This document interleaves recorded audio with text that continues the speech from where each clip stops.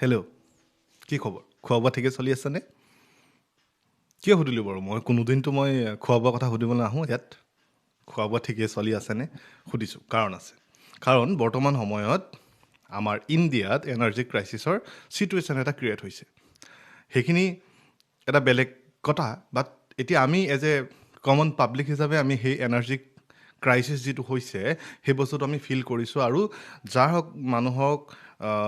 Cylinder শেষ হৈছে তেওঁলোকে চিলিণ্ডাৰটো পাবলৈ খুব বেছি কষ্ট পাব লগা হৈছে খুব কষ্ট কৰিব লগা হৈছে এজ এ ৰেছপনচিবল চিটিজেন হিচাপে আমি আজিৰ পৰা বা এই ছিটুৱেশ্যনটোৰ পৰা নিজকে প্ৰমিছ কৰিব লাগিব যে আমি যাতে এনাৰ্জিটো ৱেষ্ট নকৰোঁ কাৰণ আমাক ছাপ্লাই ঠিকেই দিছিলে বাট কোনোবা প্ৰকাৰে আমাৰ কিছুমান ভুলৰ কাৰণেও আমি কোনোবা এটা এই যিটো ছিটুৱেশ্যন তাত আমি জড়িত হৈ গৈছোঁ নেকি আপুনি বাৰু কেতিয়াবা গৰম পানী 100 ডিগ্ৰী চেলচিয়াছত উতলে পানী 100 ডিগ্ৰী চেলচিয়াছত উতলে কিন্তু আপুনি 100 ডিগ্ৰী ক্ৰছ কৰাৰ পাছতো 5 মিনিট যদি লাগে উতলিবলৈ আপুনি বাৰু বেলেগ এটা কামত ব্যস্ত থাকি মেলি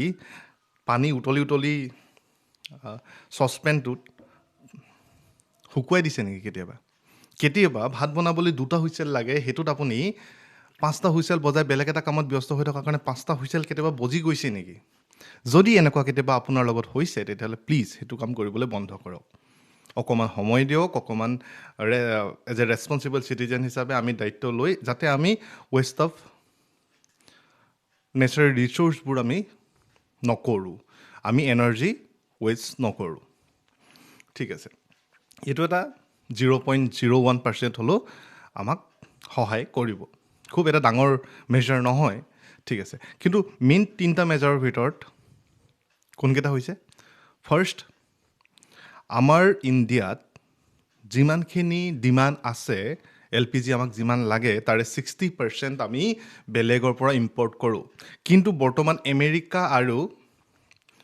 ইৰাণৰ মাজৰ যিখন যুদ্ধ তাৰ কাৰণে ইৰাণে ষ্ট্ৰীট অফ হৰমুজ যিটো ষ্ট্ৰীট হয় সেইটো বন্ধ কৰি দিয়াৰ কাৰণে আমাৰ ইয়াত ৰপ্তানি হোৱা ইম্পৰ্ট হোৱা যিখিনি LPG সেইখিনি জাহাজকেইখন আনিব পৰা নাই ব্লক হৈ আছে গতিকে আমাৰ ইণ্ডিয়াত LPGৰ স্কেৰচিটি আহিছে এইটো ৰাইট সেইটো ৰেছপেক্টেড PM ছাৰে নিজেই কৈছেও অলপ প্ৰব্লেম হৈছে আৰু সেই ছিটুৱেশ্যনটোত আমাৰ এটা মেইন প্ৰব্লেম হ'ল কি আমাৰ ডমেষ্টিক প্ৰডাক্টটো 40%হে আছে ডমেষ্টিক প্ৰডাকশ্যন 40% আছে সেইটো কাৰণে প্ৰব্লেম হৈছে সেইটো আমাৰ ইন ফিউচাৰ বঢ়াম বুলি আমাৰ গভৰ্ণমেণ্টখনে সদনত কৈছে তাৰপাছত প্ৰপাৰ ডিষ্ট্ৰিবিউশ্যন যিটো চেইন থাকিব লাগে সেইটো বস্তু অলপ লেক আছে গতিকে সেইখিনি যিহেতু এটা পলিটিকেল আৰু এডমিনিষ্ট্ৰেশ্যনৰ ঘটনা সেইটো কথা পিছে আমি আজি পাতিবলৈ অহা নাই ৰাইট আমি আজি সেই বস্তুটোৰ ওপৰত এটা বস্তু মই আপোনালোকক ক'ব বিচাৰিছোঁ আপোনালোকে কেতিয়াবা ফিল কৰিছেনে আপোনালোকৰ গোটেই body and mind is a full of energy এটা ফৰ্ম হয় কেতিয়াবা ফিল কৰিছেনে যদিহে আমাৰ ইণ্ডিয়াত যেনেকুৱাকৈ গেছৰ চিলিণ্ডাৰৰ এনাৰ্জিৰ যিটো ক্ৰাইচিছ আহিছে সেইটো যদি আপোনাৰ বডিত আহি আছে আপোনাৰ মাইণ্ডত আহি আছে তেতিয়া বাৰু কি কৰিব আমাৰ প্ৰথম এজ এ ৰেছপনচিবল চিটিজেন হিচাপে আমাৰ প্ৰথম কাম হ'ব আমি ৱেষ্ট অফ এনাৰ্জি কেতিয়াও কৰিব নালাগে তাৰ পৰা আমি সদায় এভইড কৰিব লাগিব নিজক আঁতৰাই চলিব লাগিব যে আমি কেতিয়াও ৱেষ্ট নকৰোঁ ঠিক তেনেকৈ আমি আমাৰ বডি আৰু মাইণ্ডত থকা যি এনাৰ্জি সেয়া যাতে আমি ভুল পথত ইউজ নকৰোঁ কাৰণ আমি এটা ফৰ্ম অফ এনাৰ্জি হয় আমাৰ বডি আৰু মাইণ্ড ফৰ্ম অফ এনাৰ্জি হয় গতিকে সেই বস্তুটো যাতে আমি কেতিয়াও নকৰোঁ আমি ইৰিলিভেণ্ট কিছুমান কামত নিজক জড়িত কৰি আমি আমাৰ নিজৰ এনাৰ্জিটো ইউজ নকৰোঁ আমি ইৰেলিভেণ্ট কামত সেই ৰিলৰ স্ক্ৰল কৰি কোনো ৰেলিভেণ্ট নথকা কিছুমান কনচেপ্ট চাই টাইম ৱেষ্ট নকৰোঁ সেইটো নিজৰ লগত প্ৰমিছ কৰক যেনেকৈ আপুনি প্ৰমিছ কৰিছে আমাৰ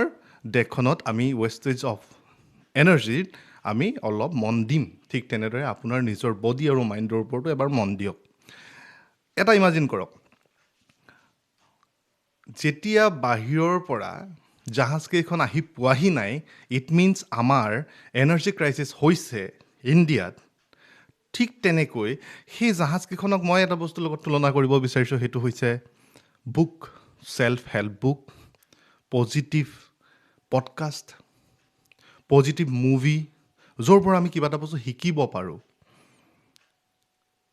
বা পজিটিভ ফ্ৰেণ্ডশ্বিপ,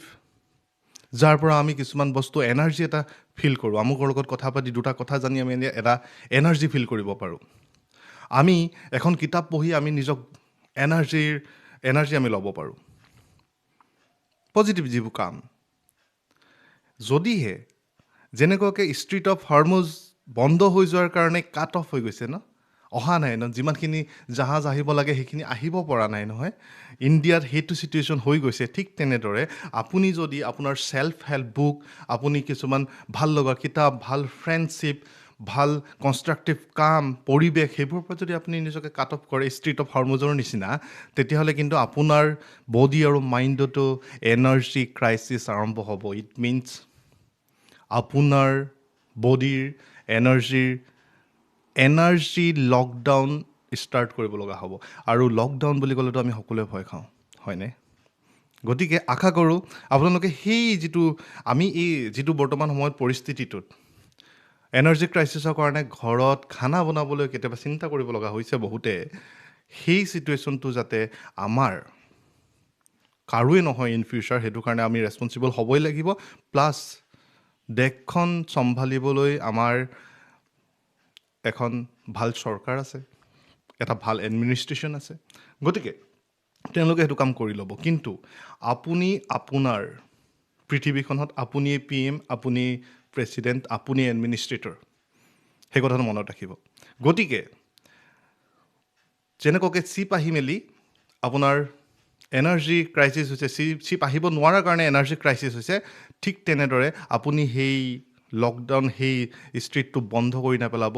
আপুনি আপোনাৰ বাহিৰৰ পৰা সেই পজিটিভ কিতাপ পঢ়ি, পজিটিভ ভাল ফ্ৰেণ্ডৰ পৰা, পজিটিভ চিটুৱেশ্যনৰ পৰা পজিটিভ কিছুমান জ্ঞান ল'বলৈ আৰম্ভ কৰক, যাতে কোনোদিন আপুনি এনাৰ্জি ক্ৰাইচিছত ভুগিব লগা নহয়।